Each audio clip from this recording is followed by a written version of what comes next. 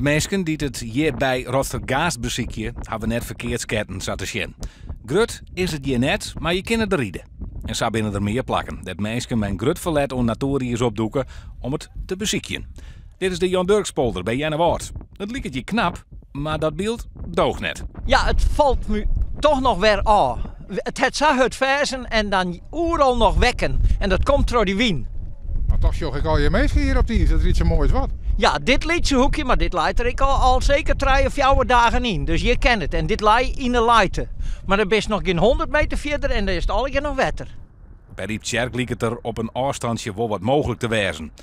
Maar het is op Laan een stuk vertrouwder als op het is. Alleen nog de relatief lichte band waar het om. En er gaan zuiver meer mensen voort als dat erbij komen. Deze winter komt te let. We zijn 2 maanden te laat. We gingen je 26 december staan, maar net 26 januari. Dat is de hele crux. Ik ben hartstikke blij, want ook even zien dat uit het oosten wij in ieder geval nog winter komen kan. Maar we twijfelen erom bij de opwarming van aarde, dat gebeurt niet meer.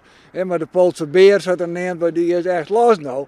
En van een weekend dan zult nog een paar graden vriezen. Maar net door 3 uur natuurlijk, want 8, 9 graden, 2-3 uur op nacht, dan heeft een ijsgroen misschien van centimeter over centimeter. En het is gewoon te vier in de tijd. En dat geldt ook voor de eigen baan. Het lijkt natuurlijk dramatisch. Op dit moment nog ben we manje de meisje, dus dat kan deze waantje wel voor wezen. Maar we hebben hier 2-3 centimeter ijs. Op een kant werd 3, 4 nachten het versen het. En we zullen hier in het midden, dan zullen we de einde nog zwemmen. Helaas, op je landijsbaan.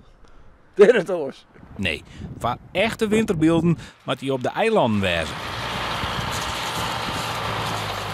Er lijkt hier een mooi laag sneeuw. En ik al ken je daar net op rieden. Een beetje boetenmens kan hem prima vermijden op een watereiland met sneeuw. Had je nou grut binnen of liets.